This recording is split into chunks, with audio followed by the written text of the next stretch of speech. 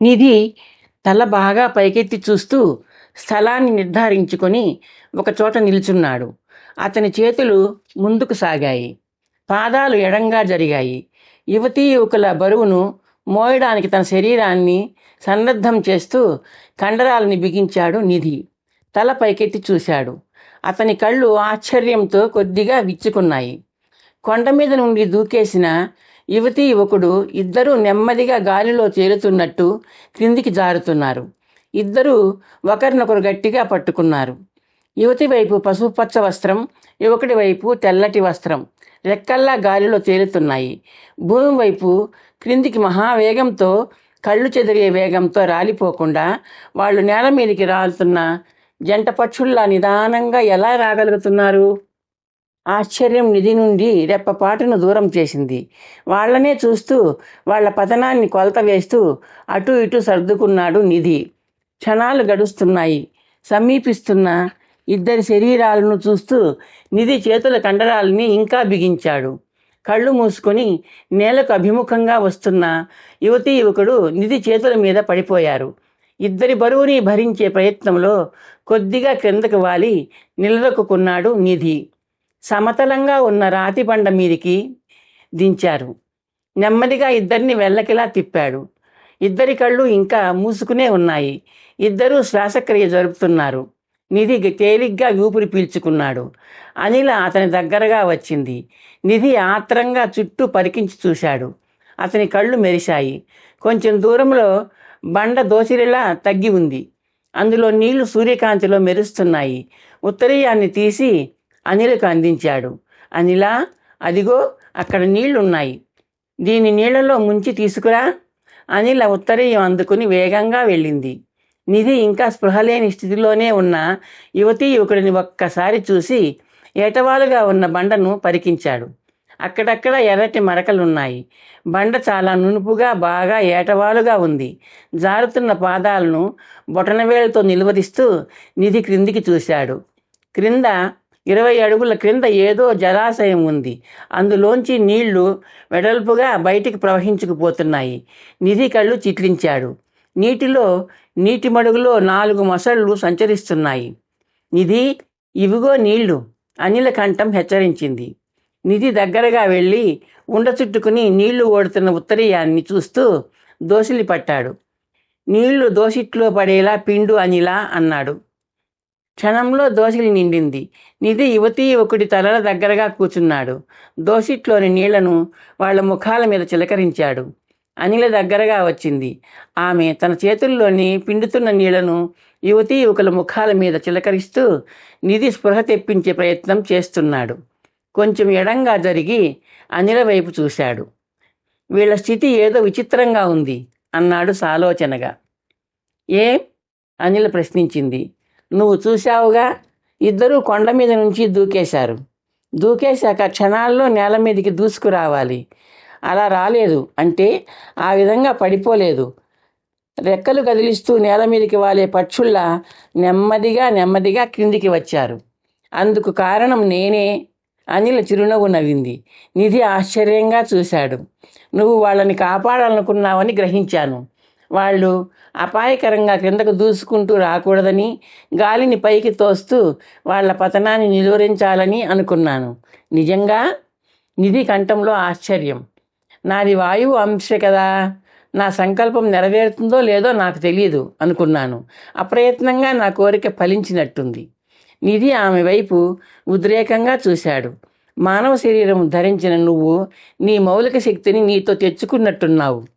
పరిమిత పరిమాణంలో కావచ్చు, అనిల అంది, తడి ఉత్తరీయాన్ని నిధికి అందిస్తూ.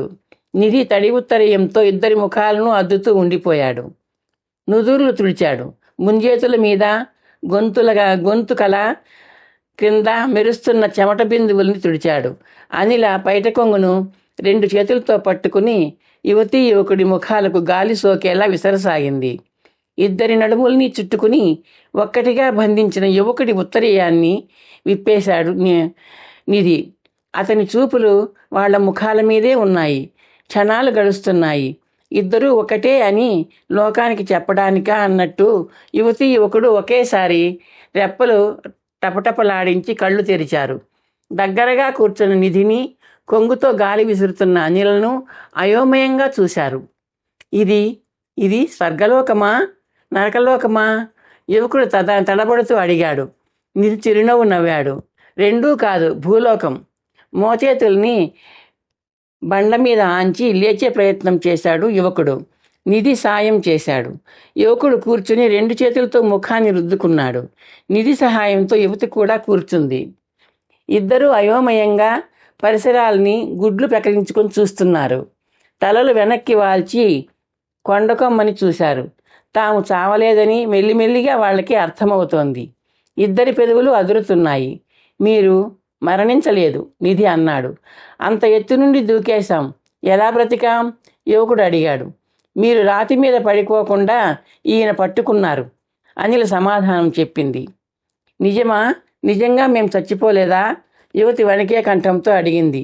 నిధి పైకి లేచాడు. లేవండి, ఇక్కడి నుంచి దూరంగా వెళ్దాం. పరిచయమైన ఇతర పరిసరాల్ని చూశాక మీకే తెలుస్తుంది. యువతి దీనంగా చూసింది. ఆమె కళ్ళల్లో భయం తొంగి చూస్తోంది. మేం చచ్చిపోవాలనుకున్నాం. మేం ప్రాణాలతో ఉంటే ప్రమాదం, యువకుడు అన్నాడు. ప్రమాదం నుండి పారిపోకూడదు, ఎదిరించాలి. అవన్నీ మెల్లగా చెప్పుకుందాం. ముందు ఇక్కడి నుంచి వెళ్దాం, నిధి అన్నాడు యువకుడు వైపు చేతిని చాస్తూ. అనిల యువతి దగ్గరగా వెళ్ళింది.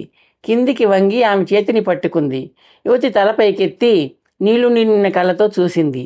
లేమ్మా, అనిల చిరునవ్వుతో అంది. యువతి యువకుడు లేచారు. నిధి అనిల చెట్టు కింద ఆగి తిరిగి చూశారు. యువతి యువకుడు అడుగులో అడుగు వేసుకుంటూ నడుస్తున్నారు. యువకుడి ఎడమ చెయ్యి యువతి భుజం చుట్టూ ఉంది. అతని కుడి చేతిని యువతి పట్టుకుంది. ఇద్దరూ చూడచక్కగా ఉన్నారు. ఒకరికి తగిన అందం ఒకరిది. ఎర్రటి వస్త్రాల్లో యువతి, తెల్లటి వస్త్రాల్లో యువకుడు. ఇద్దరూ ఒకరినొకరు రాసుకుంటూ నీరసంగా నడుస్తున్నారు. ముఖాలలో దైన్యం కొట్టొచ్చినట్టు కనిపిస్తోంది. ప్రాణాపాయం తప్పిన ఆనందం వాళ్ల ముఖాలలో లేదు. అమ్మాయి ముఖం గుండ్రంగా చందమామలా ఉంది, అనిల అంది. అవును, తీగలాంటి శరీరం. యువకుడు అందగాడే, నిధి అన్నాడు వాళ్ళనే చూస్తూ. యుక్త వయస్సు, అందం ఉంది, ఆకర్షణ ఉంది. చచ్చిపోవాలని ఎందుకు అనుకున్నారో అనిల సాలోచనగా అంది. ఊహించడం అంత కష్టమేం కాదు. వాళ్ళ ఐక్యతకు ఎవరో అడ్డు వచ్చి ఉంటారు. ఇద్దరూ అంటిపెట్టుకుని చూస్తే అర్థమవుతోంది కదా. చెట్టువైపు వస్తున్న యువతి యువకుడు ఆగారు. యువతి తల యువకుడి భుజం మీద వాలింది. ఇద్దరూ కొంచెం దూరంలో పచ్చిక మేస్తున్న వాయుని చూస్తున్నారు. గుర్రాన్ని చూడటం ముగించి యువతి యువకుడు చెట్టు వైపు వచ్చారు. నిధి వాళ్లను చిరునవ్వుతో చూస్తూ నేల మీద కూర్చున్నాడు. అనిల కూడా కూర్చుంది. వాళ్లను పలకరింపుగా చూస్తూ కూర్చోమన్నట్టు సైగ చేసింది. ఇద్దరూ పక్కపక్కనే కూర్చున్నారు. యువకుడు ఒకసారి గుర్రం వైపు చూసి నిధి వైపు చూపులు మళ్లించాడు. నిజం చెప్పండి, ఇది భూలోకమేనా లేక మాలోకములో ఉన్న మరో లోకమా? నీ అనుమానానికి కారణం మా అశ్వం, నిధి అన్నాడు. ఇది నిజంగా భూలోకమే. వీపు మీద బంగారు రంగు గీత, బంగారు రంగు తోక మా అశ్వానికి పుట్టుకతో వచ్చినవే. అవును, అదో సృష్టి విచిత్రం, అనిల అంది. నా పేరు నిధి, ఈమె పేరు అనిల, నా స్నేహితురాలు, నిధి అన్నాడు. యువకుడు నిధిని అనిలను కలయజూశాడు. నా పేరు కపర్ది, ఈమె కుసుమ. ఇద్దరం పెళ్లి చేసుకోవాలనుకున్నాం. మాది రుద్రగిరి, ఇక్కడికి దగ్గరే. ఆత్మహత్య చేసుకోబోయారు. ఎందుకు? నిధి ప్రశ్నించాడు. మా పెళ్లి జరిగే అవకాశం అంతరించిపోయింది, కపర్ది బలహీనంగా అన్నాడు. పెద్దలు అంగీకరించలేదా? నిధి అడిగాడు. అంగీకరించినది మా పెద్దలు కాదు, మా గ్రామ సముదాయం పెద్ద, అర్ధనారీశ్వర దేవుడు, కపర్ది కసిగా అన్నాడు. నిధి కళ్ళు చిట్లించాడు. అర్ధనారీశ్వర దేవుడా అంటే శివుడా? శివుడు కాదు, యముడు, కపర్ది పళ్ళు కొరుకుతూ అన్నాడు. ఎవరతను? వివరంగా చెప్పు కపర్ది, అనిల అంది. మా రుద్రగిరి గ్రామానికి చుట్టుపక్కల ఉన్న మరో 20 గ్రామాలకి ఒక ధర్మాధికారి ఉన్నాడు. అధికారాలన్నీ ఉన్న రాజప్రతినిధి ఆయన. పేరు వల్లభదేవుడు. ఆయన మాటకు రాజుగారి ముందు తిరుగులేదు. ఈ ప్రాంతంలో ఆయన ఎవరిని దొంగ అంటాడో అతను దొంగ, ఎవరిని మంచి మనిషి అంటాడో అతను మంచి మనిషి. అంటే? నిధి సందేహిస్తూ అన్నాడు. అంటే మా ధర్మాధికారి ఒక మంచి వ్యక్తిని దొంగ అంటే ఆ వ్యక్తి దొంగ అయిపోతాడు. దొంగను మంచి వ్యక్తి అంటే అతను మంచి వ్యక్తి అయిపోతాడు. రాజుగారి దృష్టిలో ఆ ధర్మాధికారి ఒక్కగానొక్క కొడుకే అర్ధనారీశ్వర దేవుడు. తండ్రి నోరు నొక్కేసి ఆయన పేరుతో తను పరిపాలన సాగిస్తున్నాడు. ఒక్క ముక్కలో చెప్పాలంటే ముసలి తండ్రి ధర్మాధికారి, కొడుకు అధర్మాధికారి. కబర్ది ఆగాడు. అతనికి నీకు పడదా నిధి అడిగాడు. నా పేరు కూడా అతనికి తెలియదు. నేనెవరో కుసుమ ఎవరో కూడా తెలియదు. తరతరాలుగా మా గ్రామ సముదాయంలో ఒక ఆచారం ఉంది. ధర్మాధికారి అధికారాన్ని తెలియజేసే ఆచారం అది. ఇక్కడ ఎవరికి వివాహం జరగాలన్నా ఆయన అంగీకారము, అనుమతి అవసరం. పెద్దలు వధూవరులను వెంట పెట్టుకుని ధర్మాధికారి దర్శనం చేసుకోవాలి. వృద్ధ ధర్మాధికారి గతంలో వాళ్ల కులగోత్రాలు, వాయువరుసలు, వృత్తి వ్యాపకాలు అన్నీ విచారించి తన నిర్ణయం తెలియజేసేవాడు. ఒక దశాబ్దంగా ధర్మాధికారి కొడుకు ఆ అధికారాన్ని తన చేతుల్లోకి తీసుకున్నాడు. తండ్రిని తన చేతుల్లో కీలుబొమ్మలా చేసుకున్నాడు కదా. ప్రజల వివాహం అనుమతి ప్రక్రియలో అర్ధనారీశ్వర దేవుడి విధానం వేరుగా ఉంటుంది. అదో విచిత్రం. కపర్ది ఆగి నిట్టూర్చాడు. నిధి అనిలా కుతూహలంగా చూశారు. అర్ధనారీశ్వర దేవుడికి 2 కళ్ళపైన నుదురు మీద 3వ కన్ను ఉంది. కబర్ది ప్రారంభించాడు. 3వ కన్నా? నిధి ఆశ్చర్యంగా అన్నాడు. కన్ను అంటే కన్నులాంటి ఆకారం, పుట్టుకతో వచ్చింది. చూడటానికి కన్నులాగే ఉంటుంది, కంటిపాప ఉండదు. ఆ కంటి ఆకారం మీద కన్నురెప్ప ఉంటుంది. మన కంటి రెప్పలాగే అది కదులుతూ కంటి ఆకారాన్ని మూస్తూ తెరుస్తూ ఉంటుంది. అది పుట్టుకతో వచ్చిందా లేక? నిధి సందేహం వ్యక్తం చేస్తూ అన్నాడు. ఈ కథ మీకు నచ్చితే లైక్ చేసి, షేర్ చేసి, సబ్స్క్రైబ్ చేస్తారని ఆశిస్తున్నాను.